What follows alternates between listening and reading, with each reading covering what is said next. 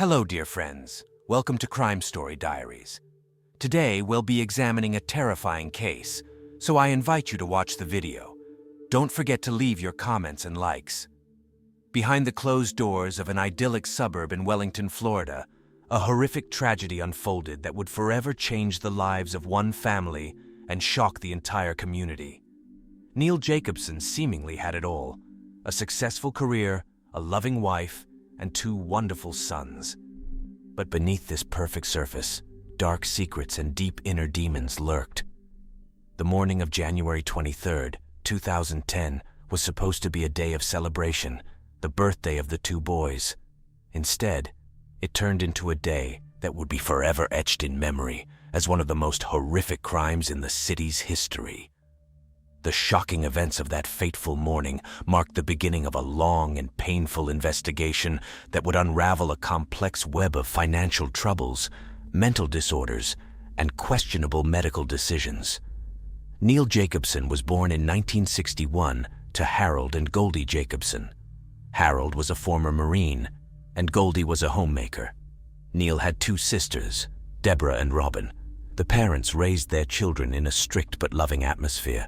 They were wonderful parents, although they had their own issues. Goldie suffered from depression for almost all of Neil's life, experiencing nervous breakdowns every few years but never seeking help. Harold suffered from anxiety, unwilling to leave his comfort zone. Those who knew the family said that Harold felt safe next to Goldie, and they rarely went anywhere without each other. Neil seemed to have his own problems too. He grew up with a desire to be the perfect child. He often felt anxious and depressed, trying to live up to his parents' expectations and his own.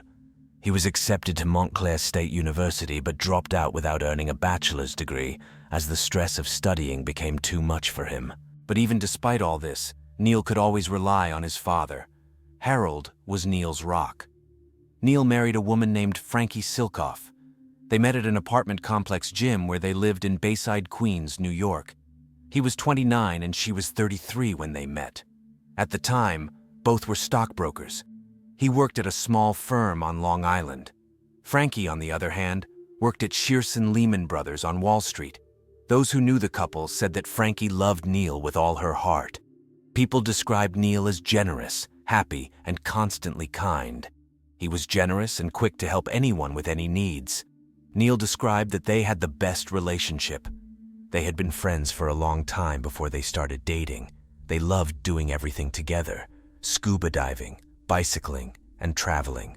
Shortly after the couple started dating, Neil and Frankie moved from New York to New Jersey, where Neil was originally from.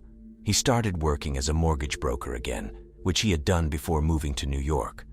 The couple got engaged on New Year's Eve in 1989, and on July 29, 1991, they got married.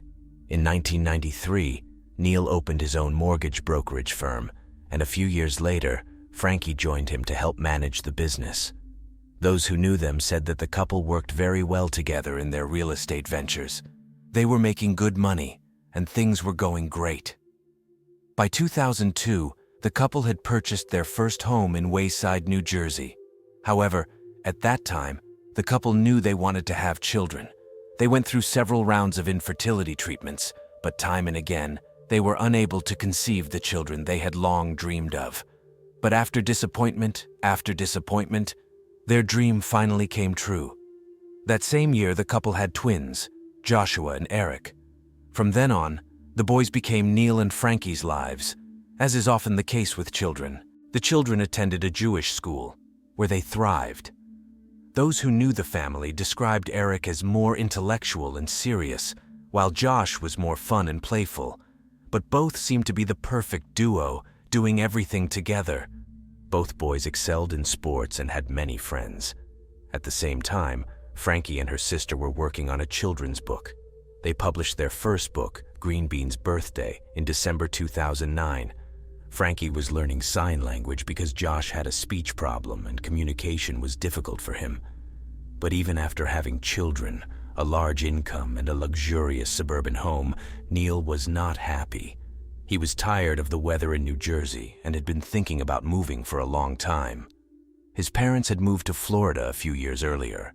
and his father was starting to get sick and unable to visit them up north. So finally, in the fall of 2003, Neil decided to buy property in southern Florida. The couple put down a deposit on a 4,000 square foot home under construction in Wellington Isles. But when they first put this money down, Neil said that to some extent, he made his wife believe that the house would not become their permanent residence.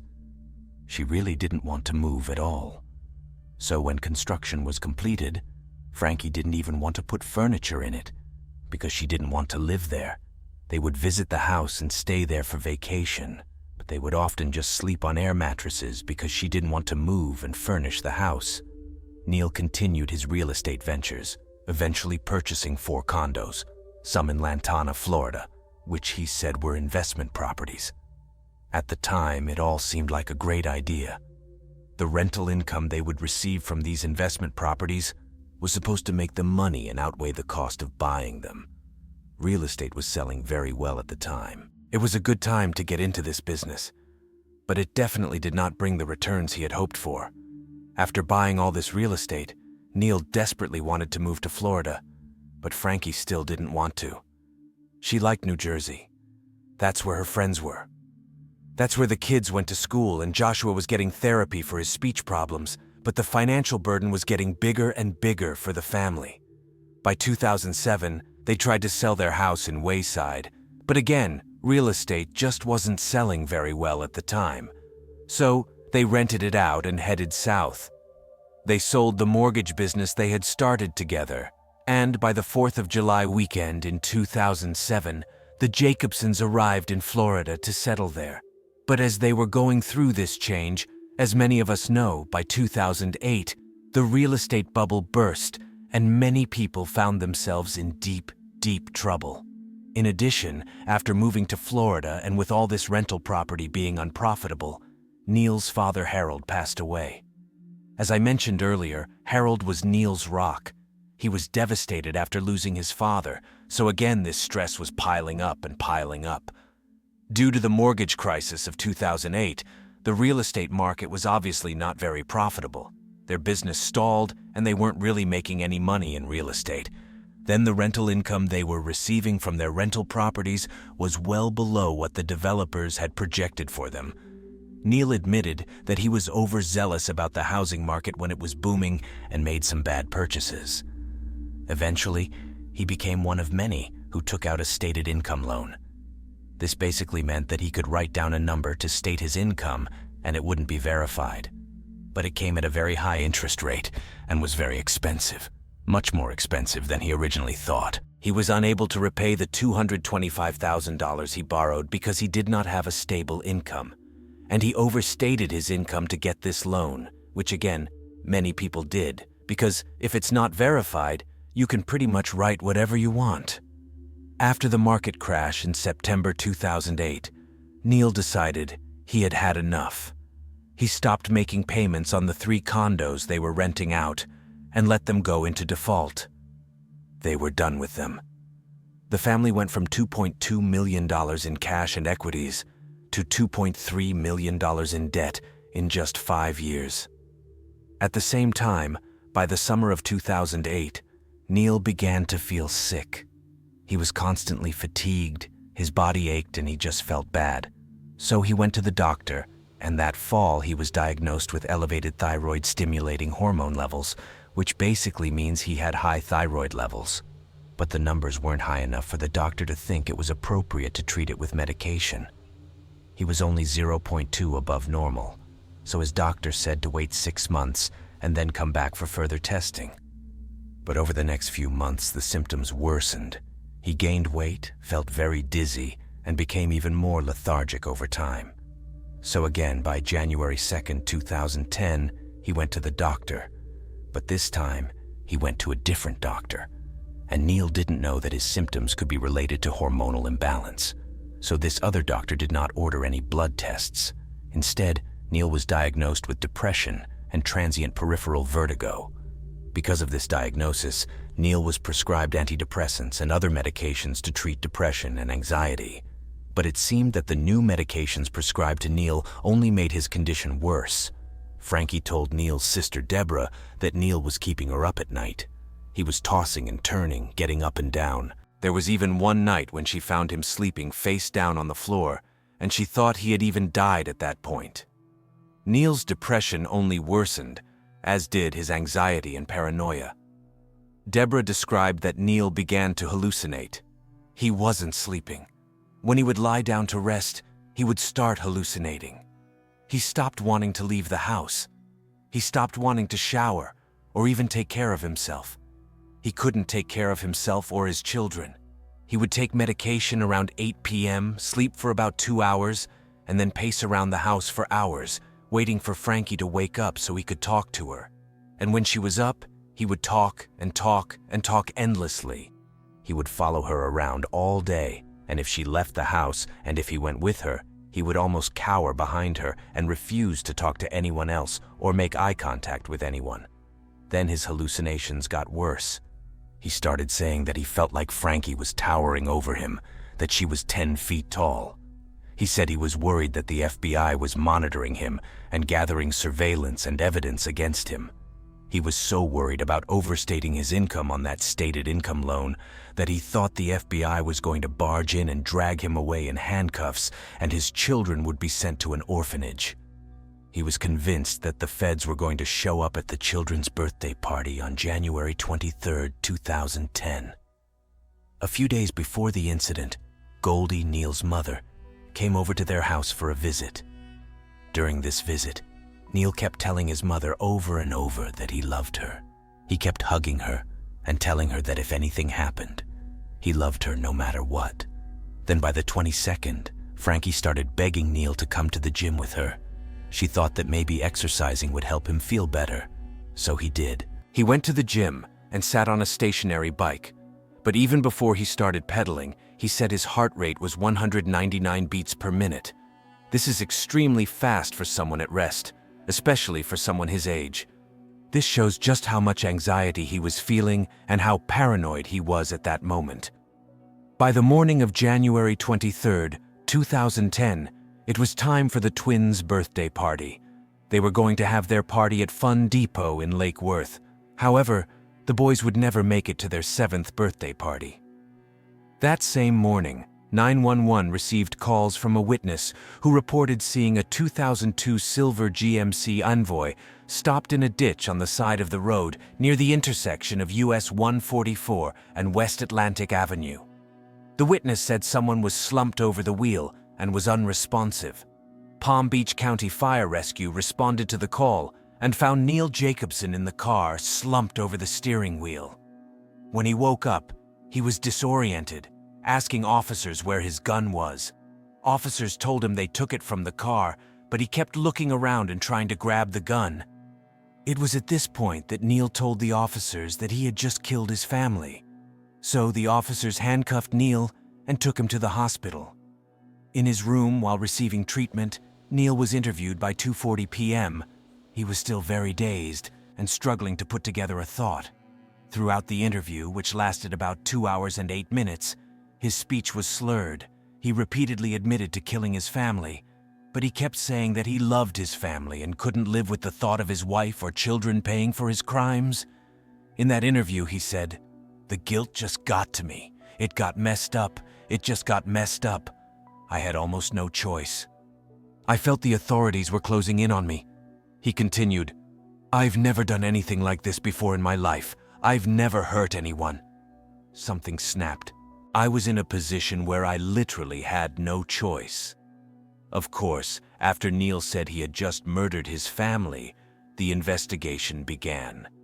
What I'm about to tell you is based on what Neil would later say about how he killed his children and his wife. On the morning of January 23, 2010, 49-year-old Neil woke up and around 6 a.m. climbed out of his bed. This woke up his wife of 19 years, Frankie. She watched, still groggy, as Neil walked over to their closet and stepped inside. She then asked him what he was doing in the closet. In the closet, Neil reached for the top shelf where he had hidden a loaded .38 caliber handgun. He then stepped out of the closet and pointed the gun at Frankie. He said, "Honey, it's over. It's just over. There's no other way. He started walking towards Frankie, who was now wide awake and begging for her life. She kept saying she didn't want to die and asked, "What about the boys?" But to that Neil replied, "Frankie, we all have to go." Then Frankie jumped out of bed and reached for the gun, and a struggle ensued. Both of them fell to the floor, and in that struggle, Frankie's front tooth was knocked out and her index finger was sliced open. Then Neil managed to point the gun at Frankie and he shot her 2 times in the face. Then, after shooting and killing his wife, he reloaded his gun with the ammunition he had put in his pocket. Yes, I went first to Eric's room where he was still asleep in his bed.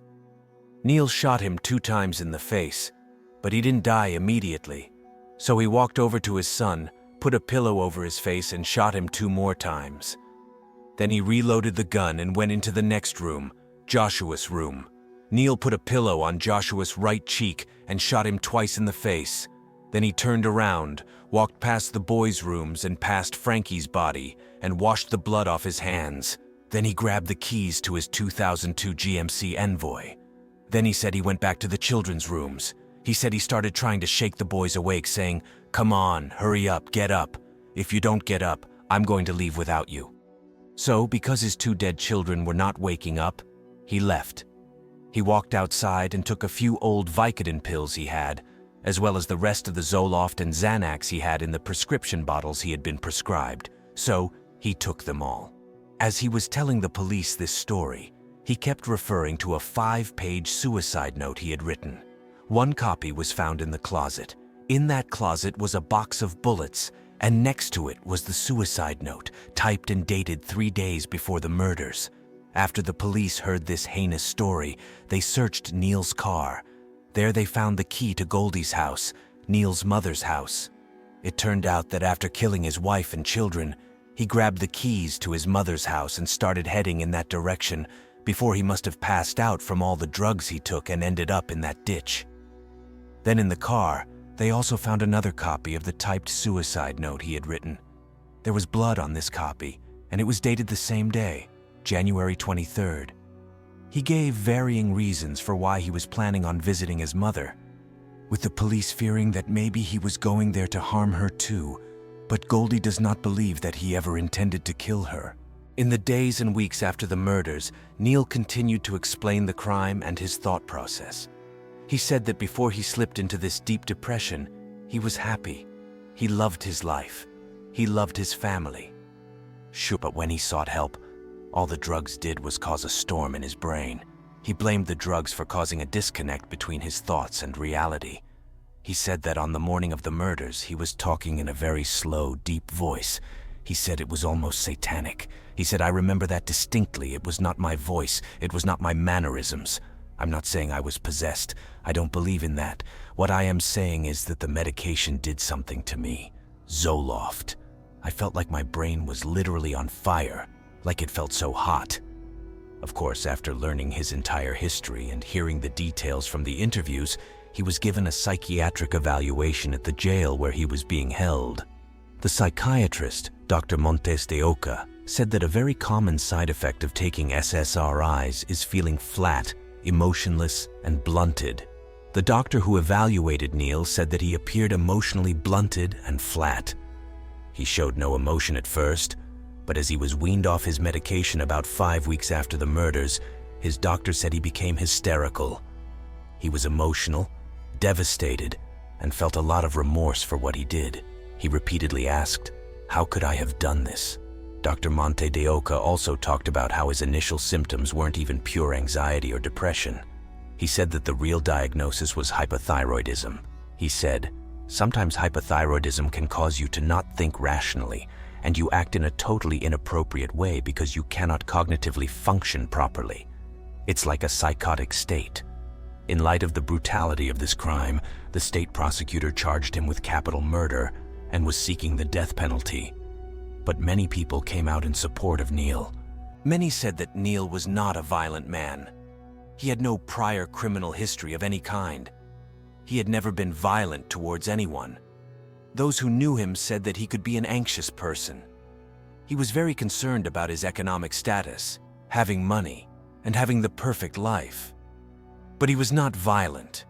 However, the prosecution disagreed.